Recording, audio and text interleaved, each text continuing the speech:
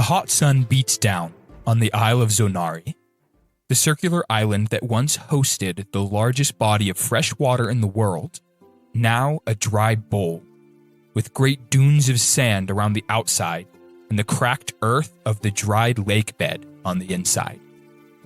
We zoom into the south section of the island, a half-day's travel north from the southern port city of Drendar. On a particularly tall sand dune, we see a young woman running down, dressed in flowing white clothes of the locals, but still wearing her Eclipse leather armor underneath. Sharon, running down the dunes, holds the rein to a camel that seems to be loaded with water skins. Following close behind, we see a small 4 foot 8 inch lizard-looking fellow, covered in black scales and orange spotted scales. No shirt, tan pants, and a wrapping around his head, with several of his spines poking through. He's dashing forward on all fours behind the camel and has a couple of things hooked to his waist. Following behind him is a man in his 30s, black hair, pulled back in a ponytail, small ponytail, and light black dark stubble. He has palish skin and a large scar going from almost his cheekbone and down past his jaw.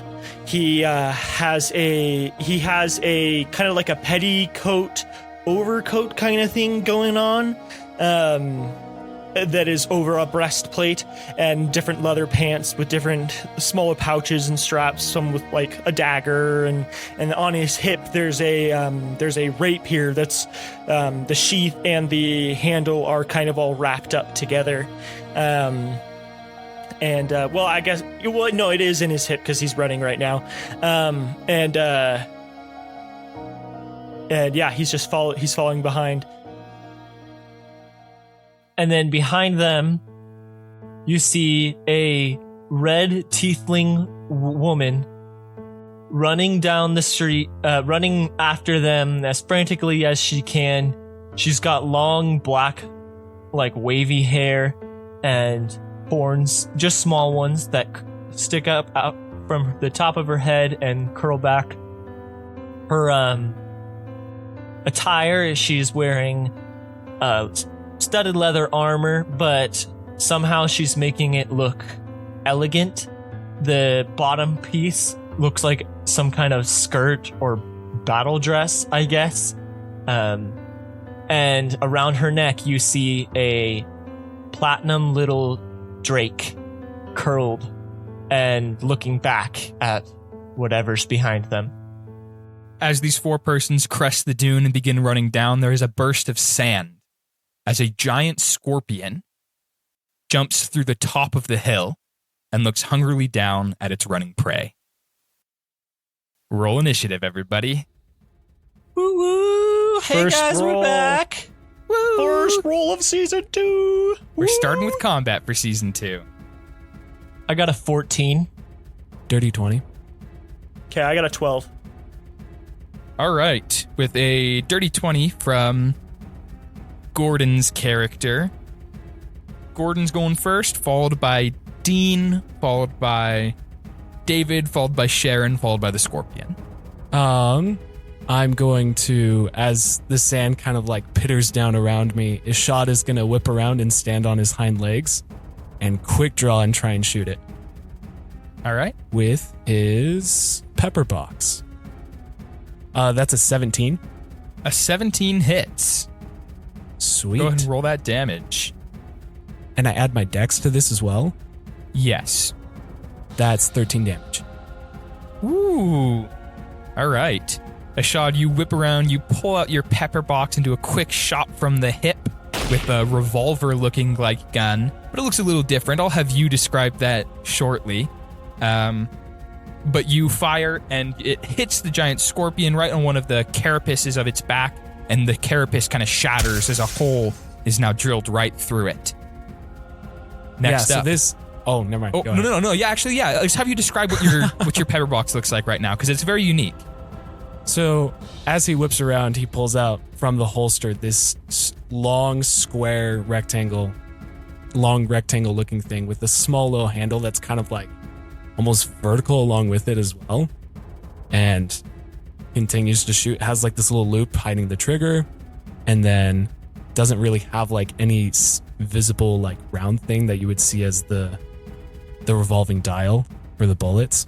But yeah, it just looks like a box with a weird handle, almost like a butcher knife.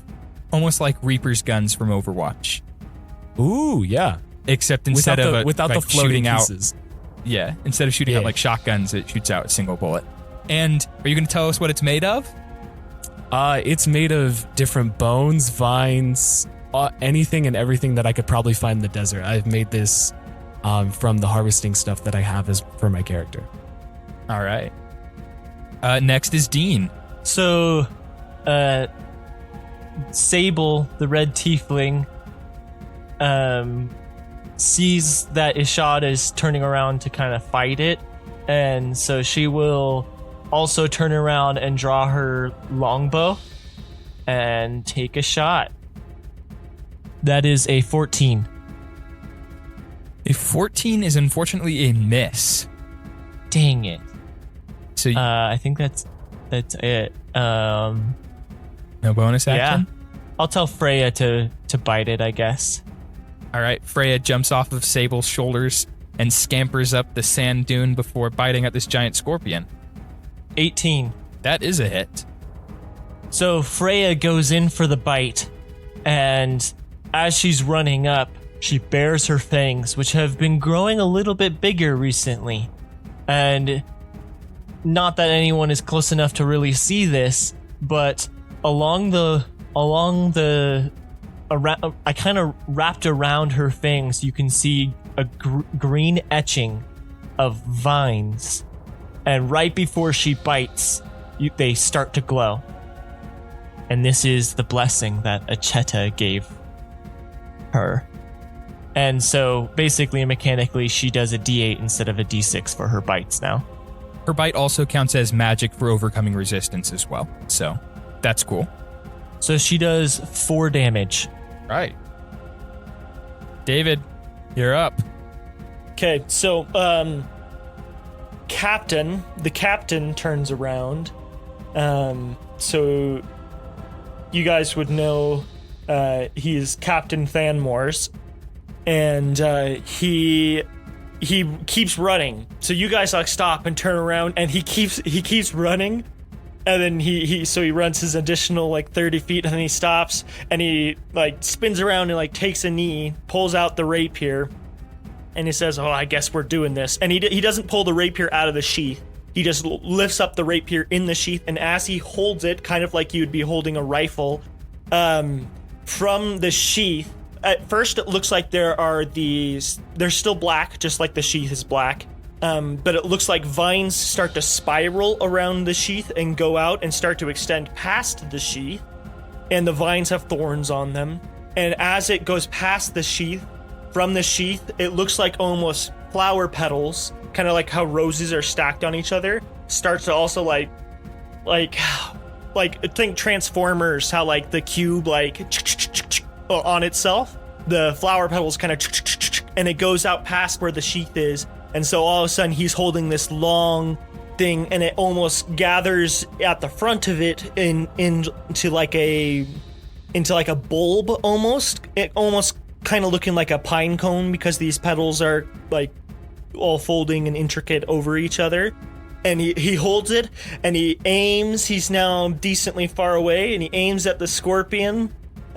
His eyes are like a clear blue. I forgot to describe that before. And as he does that, he says, "All right, I guess we're doing this."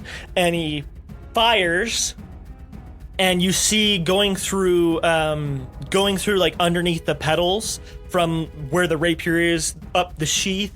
And then when it gets to like the pine cone opens up briefly, kind of like a flower, and shooting out of this this rifle-looking thing is a pink-colored Eldritch Blast. So I will now aim for this scorpion. Dang.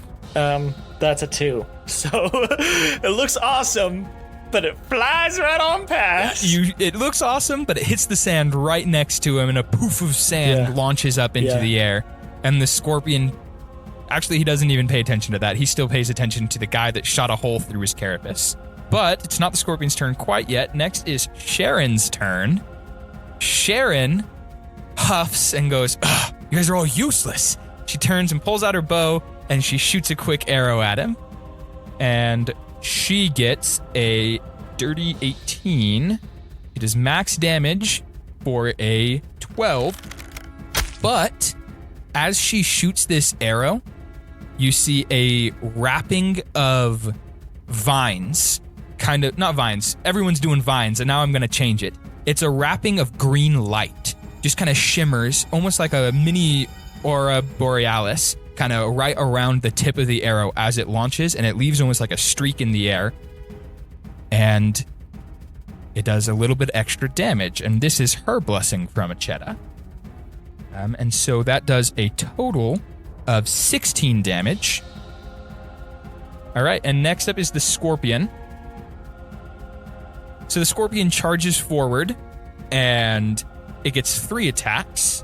It swings forward with one of its claws, trying to grab Ishaad with a 16. Misses. All right, the claw launches out, and Ishaad, you pull out your shield, and you just quickly parry it to the side with your shield as the claw scrapes past, and it swings its other claw around at Sharon, and this time the scorpion gets a 22. So Sharon takes 9 bludgeoning damage and is now grappled by this claw. And then the scorpion stinger darts forward and tries to sting, we'll say Ishaad. Only gets a 10. Misses. All right, and you quickly dodge, you roll to the side, and it's this tail. Can I dive under it? Yeah, you dive Sweet. under it, and the tail stabs into the sand, throwing up another burst of sand into the air. And with that, we go back to the top of the order with Ishaad. You just rolled forward. Can I roll a stealth check since I'm in the sand? Yeah, it'll take your full action, though. Oh, it'll take my full action? Never mind. I'm just gonna... Yeah, you're not a rogue. Yeah, that's fair. Yeah, I'm just gonna go... I'm gonna skitter under its belly and then just flip onto my back and shoot it just into its belly. If I can get that far. You probably can't reach under its belly. It's not that big. Oh, it's not that big? Okay, then it's only a large beast. So... Okay. If you're a medium creature... I don't know if you can fit quite under its belly. Okay, so I dodged the pincer that tried to get me and then roll over from the stinger, and then I'm going to shoot at the claw that's holding Sharon. All right. Dang it, it's a crit fail. Oh. And you know what that means, right? I do know what that means. I aim, and I just hear like a click, and I know it's jammed, so I'm going to take the time to try and shake it out a little bit, but I can't do anything until next turn. Oh, yeah, crit fails are even worse for you. Yep. And so, if you couldn't tell, Gordon is playing the gunslinger. Can I use the rest of my movement to try and get out of the way? Or, like, get away from the scorpion? You can, but he will get an opportunity attack. Oh, nah. All right. I'll just, like, shake it and kind of, like, bump it against my other hand, trying to get, like, possibly sand out of it. Thinking, like, darn it. Why is it always now? All right, next up. Oh, Dean, sorry. Or I guess Sable. Sable takes aim with her longbow again, and I forgot last time to add, because I have the archery Oh, really? fighting style now. You know, I almost asked you. I almost was like, did you make sure you added archery? But I was like, no, Dean definitely would have done that already. So now it's an 18. Okay, the scorpion did charge forward, and because you didn't move last turn, you are... Oh, it's right next to me? It's right next to you. So, you'll have disadvantage on this roll unless you move. Okay, I'll move. I'll move back like 15 feet. All right, it does get an opportunity attack because of that. So it darts its claw forward Only gets a 10. Miss. All right. Darts his claw forward And and you I manage to jump out of range. And I shoot it. then you shoot it. You hit it with that 18, so go ahead and roll that damage. Freya is going to use her reaction to empower it. So Sable shoots this arrow, and Freya is currently... I forgot what color I had her last time. So she'll have white hair right now. All right. So she does cold damage. She has white hair because she's the only person in the party that isn't ranged. She's stressed. She's definitely the tank now. Okay, so that's 7 piercing damage from my arrow. And then 1 cold damage. All right. And I just realized this, but Freya would have had the opportunity to get an opportunity attack on the scorpion when it ran away to charge at you guys. Oh, yes, you would have done that. So, Do you want me to do that now? yeah, go ahead and do that now. It takes her reaction to add that elemental damage, but she did it But that was this in the round, last... not last round. Yeah. Yeah. Well, I rolled a 5, and so it's an 11. An 11 total. That is a miss, but that's okay. That was from last turn. When you shoot this arrow, you manage to hit it right in one of its beady little eyes, and it bursts open with a spray of arachnid scorpion goop, and the scorpion looks like it's on its last legs. Well, then I use my bonus action to tell Freya to run up behind it and bite its booty. Okay. Right in the back leg, because scorpions don't have booties. Ooh, it's a 23 total. That's a hit. 7 damage. All right. Freya bites into this scorpion, but the scorpion is still standing, but Freya manages to tear off one of its legs in the back. Nice. And it lets out like a gross sound. All right, next up, we've got All right. Captain. Well, so this thing's looking pretty bad. So then he is going to... Yeah, he's just going to fire. He's just going to fire again, since it's looking like it's on its last leg. 15? That is a hit. Sweet. Okay. Oh, 10 plus 6. 16 damage. All right, you shoot this pink Eldritch Blast, and it goes right through its head and comes out its backside, and the scorpion splits in half and is deceased. And you have All right. killed the giant scorpion. Oh, wait, I got a not too Scottish. All right, is everyone okay? Yeah, I'm fine. I'm going to walk over to the split up scorpion and take some of the guts and stuff to lubricate the gun to try and repair it.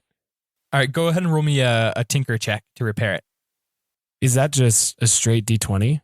It's a D20 plus your dex and your proficiency bonus. Let's see. So it's 8 plus the misfire score, which is 2, so a miss. So as you rub these guts on your gun to try to fix it, it doesn't fix it. In fact, it breaks it even more. And your gun now is going to require a bigger deal of time to fix. Okay. And frustratingly, materials. I'll holster it back and walk over to everybody else. That is an unfortunate way to start. Sable runs up to Sharon, who might still be inside of one of the claws, getting out of it. And Sable, dear, are you all right? You mean Sharon? Sharon, yes. Sharon, dear, are you all right? Yeah, I'm fine, Sable. Help me get out of this stupid claw. And she's just wiggling back and forth. I'll help with this too. All right, Ishaad, you come over and help. It's not super hard. You manage to pry the claw open, and Sharon kind of falls to the sand and just gets up and brushes herself off. Goes, hey, well, good job, everybody. You guys, sorry I told you guys were useless. I was just a little stressed. You guys did a lot. Yeah, you better watch your tongue next time, dame. Oh, okay then. Excuse me. Ishaad, be polite. They're our clients. Yeah, and they need to be polite to us. We're escorting them through here. Ishaad, Captain, knock it off. fine. It's all right, everyone. It was a very stressful encounter, and we did our best, and we got through it. Sure we did. Sable will walk up to Ishaad and pat his cheek and say, "It's all right, love. I'm gonna slap your hand away. All right. We're only a day or so out of Drendar. Are we still heading in the right direction? I know when this bug thing started chasing us, we kind of just ran willy-nilly." Well, we didn't run too far. We should still be on course. And I'll pull out the map that I have, and we just need to head north, right? Not exactly north. It's kind of north east-ish, because you have to first finish traveling to the edge of the bowl, which will lead you out of the sand dunes and into the dry lake bed. And then you have to avoid the canyons at the bottom of the lake bed and make sure you get to the specific bridge you need to get to cross so that you can get to Goon, the city of the gnomes. Because we're trying to reach Goon to get to Gobblygook, right? That's his name? Yes. You're trying to get to Gobblygook and Goon. Okay. Would Sable have talked about Gobblygook at all to these mercenaries? No, so Sable probably was just like, hey, the desert is dangerous and we need just extra protection just in case we run into undead. Because I don't know if I think Vesper explained it in season 1 or so, but that inner basin of the dried lake bed has undead that roam around it. Yeah. Which will so you're like guides, but you're also like bodyguards. Just to help us reach the outpost known as Goon. So I'll take out my map and head up the hill so I can get a better view of where we are and kind of triangulate where we need to go and then relay. All right, everybody, we need to head northeast and go ahead and roll me a survival check. Nat 20. Nice.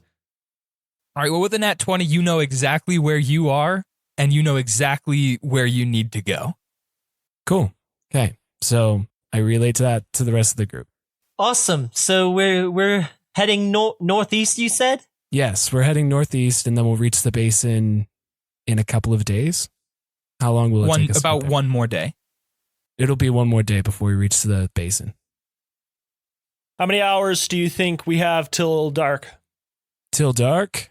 What time is it? Does it look like it's like it's about one-ish? Noon? Okay. Yeah. You've got maybe another 6 to 8 hours. Yeah. Very good, very good. And Sable will pat Sharon on the back and cast Cure Wounds. Oh, okay. She gets 8 hit points back. All right. She rubs her shoulders and goes, "Oh, thanks, Sable. Thanks, Sable." No worries, love. Hey, Ishaad. Ishaad. My bad. You get my name wrong again, it's 10 gold. That is not part of the contract. You can't change that. It will be. No, you can't charge that. Anyways, what's that funny looking box thing that you were using? That was pretty formidable. Ah, my pepper box. I've crafted it myself. It is formidable when it's not jammed, and I'm going to kind of hit it again, trying to fix it, knowing that it won't just fix automatically, and holster it frustratedly. Well, it did that thing was pretty powerful against that scorpion. It kind of reminds me of have you ever met a Dragonborn? Probably have met Dragonborn around these parts. One in particular, what did they look like? There's one on a cheddar. Oh, You know, she's a bit crazy, but you know, I feel like she had things like that lying around. Maybe not exactly like your pepper box, but interesting. yeah. If you ever go to a chatter, you should look for Jules.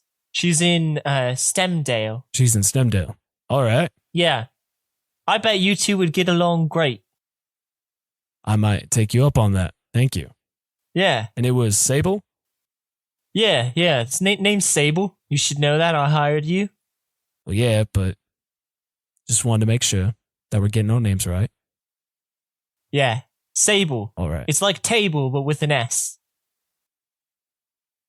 All right. Ishaad, do you have any backup weapons? I do. Okay, just wanted to make sure. I would say I'm probably the first tiefling you've met. That is true. Tiefling are not found outside of the Isle of Capsella very often, and when they are typically either outcasts or evangelists. I think that Captain probably would have made it clear to her that she's not to be evangelizing them while they escort her. No worries, love. I am not into the whole Capsella thing. I left for a reason, and I'm never going back. Yeah. Like I said, that was probably a discussion that happened when you were hiring them, not now. Because it's been like a day or whatever since we've been traveling. It's been about a half a day. All right, and Half so a with day, yeah. Ishaad's expert directions, you manage to get back on course and continue to travel through this desert. Can I roleplay some more? Yeah, for sure. As you guys are walking, Sharon is still leading the camel. This is the camel that you and her bought. It's covered in water skins and bags, holding all of the water that you're going to need as you travel through this hot terrain. So, Ishaad, you're a lizard folk, right? I am indeed.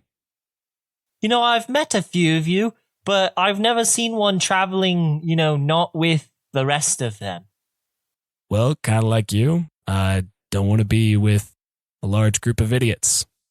Oh, I mean, I kind of liked them. They were nice.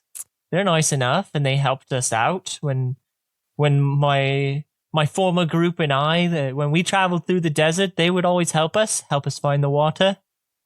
Well, that's good and kind of all them, but were they brainwashed like most of them? What do you mean brainwashed? Most of them have this high and mighty deity that they pray hold to, and I think it hogwash. Oh, like Zonari? Like Zonari, but not Zonari. It's not Zonari. He's a Huh. pompous little clump of sand. I don't know. I don't know what to insult him with. Oh, I hate sand. Yeah, that. David, It's don't so you dare. coarse. No, David, no, don't descend it to Anakin, please. Anyways, how do you two meet, Captain and Ishaad? How do you two meet? And Captain's a human, right? Yeah, Captain is a human. Well, as you know, I'm the captain of a mercenary crew, Eclipse. And he kind of taps on his jacket coat. You can see kind of embroidered into like the left side. There's a shiny platinum looking coin, and there's a symbol on the coin that looks kind of like it looks like kind of like a sun that's being covered by another circle. So it's an eclipse. And I'm the captain of Eclipse, and I happen to be on a mission. So they couldn't conscript me to go serve on the wall. All my other boys got conscripted, so they're stuck over there serving the country. So I got out of there, and I gotta keep taking jobs so they can't get me over there too. So but like you've said to us before, the desert's not a safe place for solo adventures. So I needed a partner.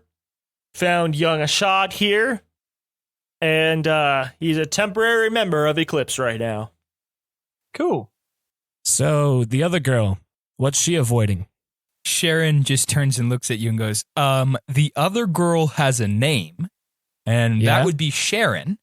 All right, Ishaad. Sharon, what are you avoiding? I'm not avoiding anything. I came to help my good friend Sable on her journey. Wonderful. Come from a cheetah and just wanted to see the world a little bit. Well, good for you. She's avoiding her dad. Ah, there it is. Who doesn't have dad problems? Sharon just kind of glares at you as Sable and is just like, fine, yes, I am avoiding my dad because he does not like me to be an adventurer. Sharon, has anyone told you about the wall yet? I don't think so. You just mentioned that your team got conscripted for the wall. What is that, the wall? Yeah, so there is a large coast outside of the bowl. There's a large section of this country that is just swarming with undead. And to prevent them from going around the whole country, there's this very large wall that's used as a defensive formation to block them all in. And the country decides that they got to get all of the simple folk to do that job and conscribe people to go slave away at the wall. And that's why there's some undead inside the basin, because the wall only blocks off the rim, or what do they call it here? The dunes? The dunes. The wall only goes along the dunes. It doesn't go into the old lake basin. And so the undead, they kind of just stumble or fall into the lake bed, and then they can't get out. But like, shouldn't most of the undead die if they fall? Like, They're undead. That's the thing about undead, dearie. They're dead already. It takes a bit to kill them off.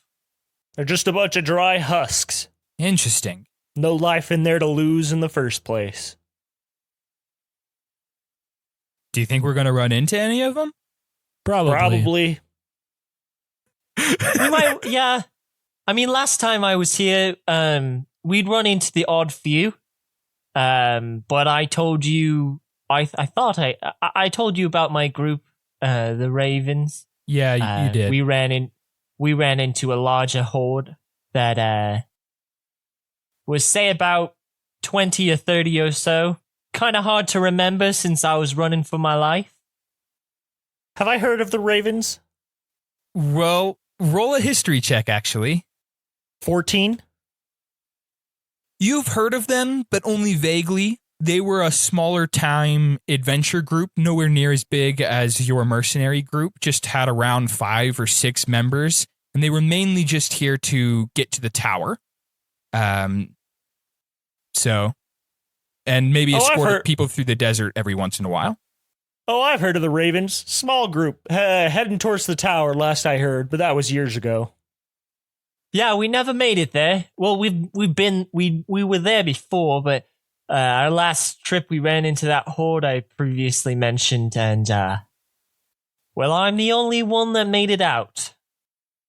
Sorry to hear that. That's unfortunate. Yes, it is. But you were spending some time in Stemdale. Is that what I heard? Yeah, after our group, wasn't a group anymore, and it was just me. I decided I would check out kinder lands, or at least I thought it would be kinder. But it's definitely greener. It is greener.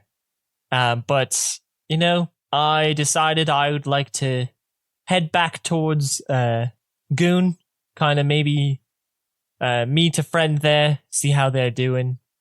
It's been about a year, I would reckon, since I've been here. But all my maps are outdated now. The water's moved. Sounds about right. Well, I think we should probably increase our pace just a little bit if we want to make some good distance today. All right, let's do it. And with that, you increase your pace to make some good distance for the day. Can I get a quick marching order Who's in the back, who's in the front, and who's in the middle? I'll be in the front. I'll be in the back then. I'd say Sable and Sharon would be together at the camel. Yeah, All camel is number one protection target. I do want to walk through some quick rules of desert travel with you all. Traveling through the desert requires 2 gallons of water a day. You have plenty of water on the camel. I'm not going to make you guys find water or anything like that unless you lose the camel and all of the water on it. All of you have probably 1 or 2 water skins on your body as well. Each water skin holds a gallon of water.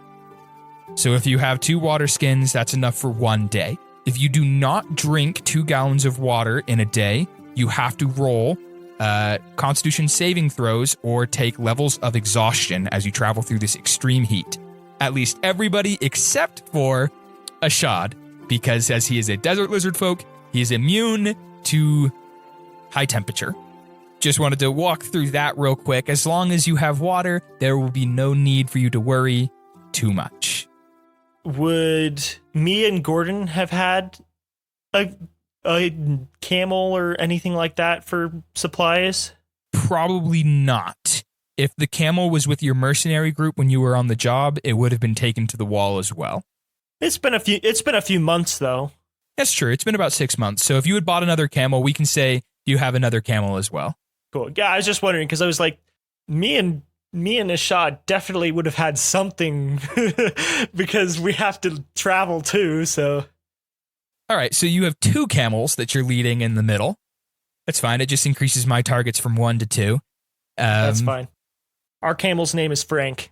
And Sharon has named the other camel's name Vesper. Great. That's awesome. My heart. Now Trent can finally kill Vesper and it won't be so sad. Just put him up against a bearded devil. Yeah. I'll give him some organ damage. Yeah, give him some gut problems again. All right. As you guys continue to travel, I'm going to need a quick perception check from the person in the front and the back only. Okay, I'm in the back. Nat 20. Ooh. 14. 14. And quick question, Sable, is one of your favorite terrains the desert? I don't have favorite terrain. Oh, okay. Because of the weird thing with rangers having so many options and stuff. I don't have favorite terrain. Okay, sounds good. With that nat 20, when you look out, you see a glinting figure way far away. You are incredibly lucky to have seen this. You have no idea how this even caught your eye, but somehow it did, and you see way far away, just at the base of the city of Drendar, just something that is glinting like crazy, like shining like the sun is shining off of like reflected glass almost. And with a 14 in the front, you don't notice anything. That was me who saw that figure? Yes, there seems to be. Okay. It's hard to know if it was a figure because it is so far away, but you just see there's like something. a glint. You see something glinting in the sun, quite a ways behind you. Because we didn't talk too much about gear and stuff that we would have. Would it be impossible for me to have like a spyglass? Sure. All right, cool. Spyglasses are kind of expensive, but I am the leader of a mercenary group, so it makes sense that I'd be the one carrying it anyway. All right. I'm gonna look through the spyglass then to see Okay. see if I can get a better image of that glint. Even looking through the spyglass, it's just way too far. Oh, it's that far away. Yeah, it's like you look out and you can barely see the city of Drendar in the distance, and the glint is like right at the base of the city of Drendar. Oh, it's at the base of the city? Like only a natural 20 would have allowed you to see. Yeah, like only a natural 20 or like over a 25 would have allowed you to actually have seen this. Okay, awesome. Would I, in my experience of traveling through the desert, does this remind me of anything? I mean, there are people that go into the desert to collect sand to make glass. And that, glass is very reflective, but they don't make the glass outside of the city. Right. And they just collect the sand.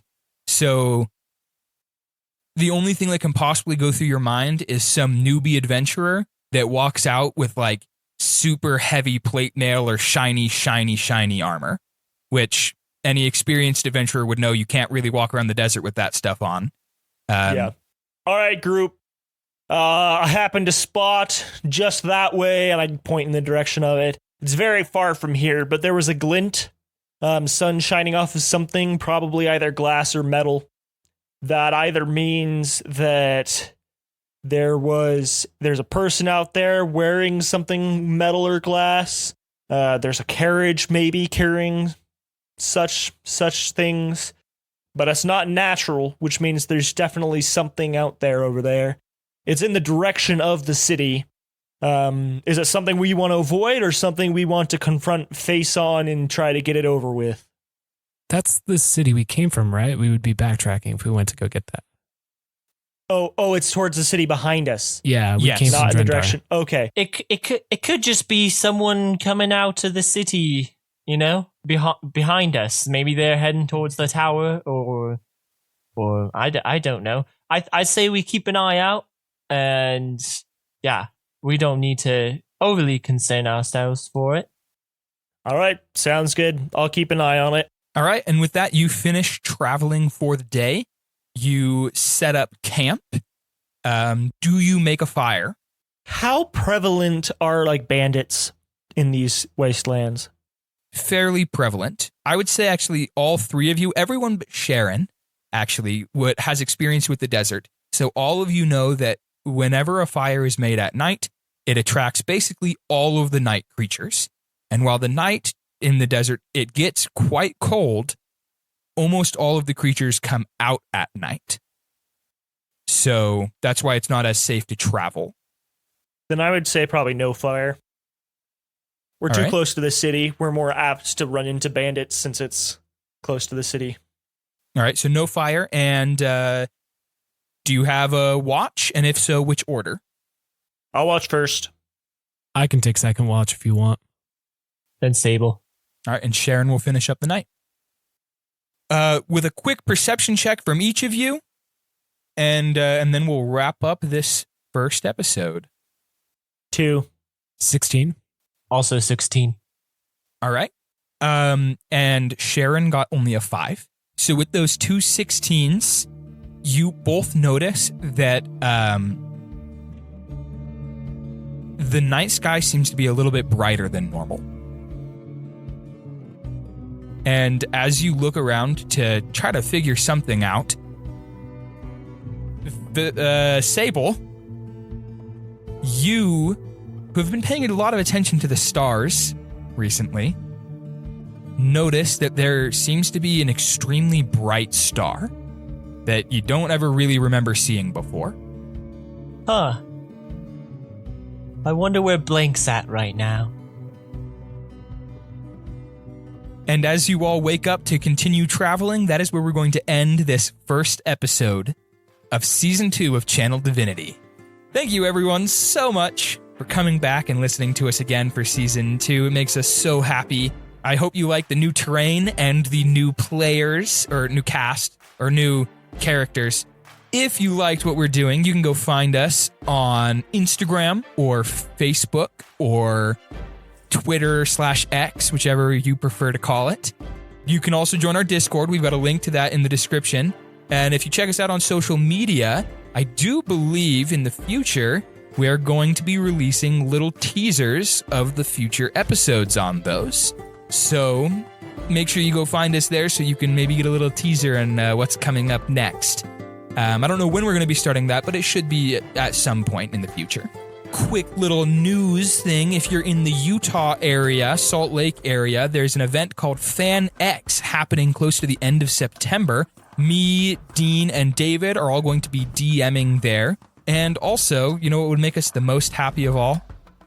If you were to go leave us a 5-star review on whichever podcast listener media device thingy that you're listening to us on, just go find how to leave us a review and leave us a quick 5-star review.